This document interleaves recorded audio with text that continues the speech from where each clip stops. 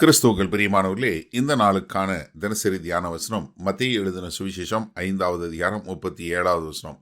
மத்தேயு 5:37, Matthew 5:37. உள்ளதை உள்ளதென்றும் இல்லதை இல்லதென்றும் சொல்லுங்கள், இதற்கு மிஞ்சினது தீமையினால் உண்டாயிருக்கும். அதாவது உள்ளது இல்லைன்னா இல்லை, அவ்வளோதான். இங்க கர்த்தர் என்ன சொல்றாரு, நீ யார் பேர்லையும் நீ சத்தியம் பண்ண வேணாம், நீ ஆணையிட கொடுக்க வேண்டாம். உன் சொல்ற வார்த்தையே ஆமா இல்லை, இவ்வளவுதான். நான் செய்கிறேன், செய்யலை, இருக்கு, இல்லை, இவ்வளவு எளிதாக பேச கற்றுக்கொள்ளுங்கள். இதற்கு மிஞ்சினது தீமையில் உண்டாயிருக்கும். நீங்க கொலோசியர் 4வது அதிகாரம் 6வது வசனம் சொல்லும்போது, அவனவனுக்கு இன்னின்னபடி உத்தரவு சொல்ல வேண்டும் என்று நீங்கள் அறியும்படிக்கு உங்கள் வசனம் எப்பொழுதும் கிருபை பொருந்தினதாயும் உப்பால் சாரமேறியதாயும் இருப்பதாக.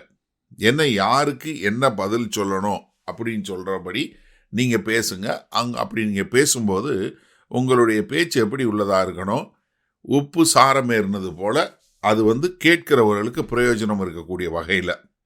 யாக்கோபு 5வது அதிகாரம் 12வது வசனத்தில் சொல்லும்போது, விசேஷமாக என் சகோதரரே, வானத்தின் பேரிலாவது பூமியின் பேரிலாவது வேறெந்த ஆணையிலாவது சத்தியம் பண்ணாதிருங்கள், நீங்கள் ஆக்கினைக்குள்ளாக தீர்க்கப்படாதபடிக்கு உள்ளதை உள்ளதென்றும் இல்லதை இல்லதென்றும் சொல்ல கடவீர்கள். அப்போ என்ன, நீங்கள் இதற்கு மிஞ்சி எதுவும் சொல்லாதீங்க. அப்போ இதில் பின்பகுதி சொல்லும்போது என்ன சொல்றாரு, இதற்கு மிஞ்சினது தீமையினால் உண்டாயிருக்கும்.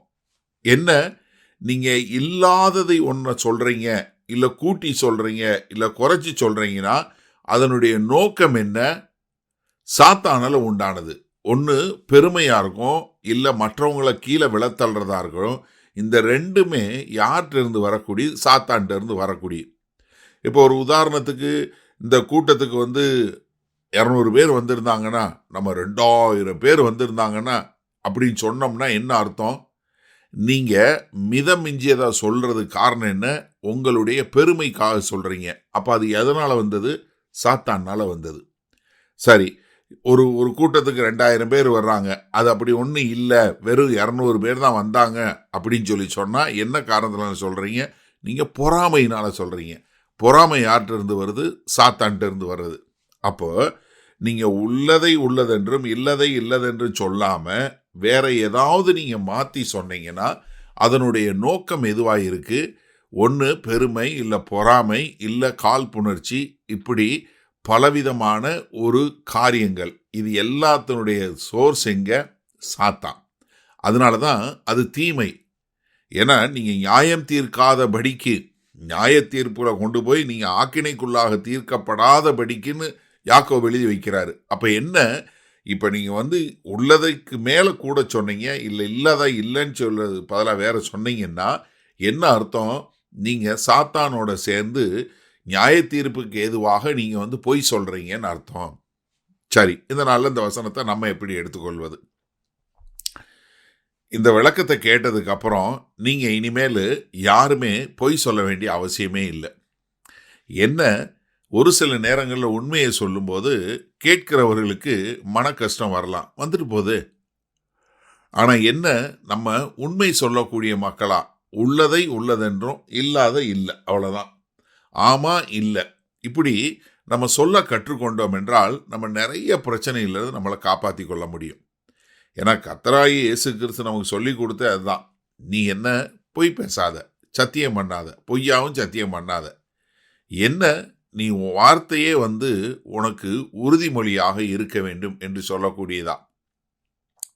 இப்போ வர வர நம்ம சமுதாயத்தில் அநேக மாறுதல்கள் மாற்றங்கள் வந்ததுக்கு அப்புறம் இப்போ நிறைய பேர் என்ன பண்ணுறாங்க, அதுக்கேன சரியான காரியங்களை சொல்கிறதில்ல.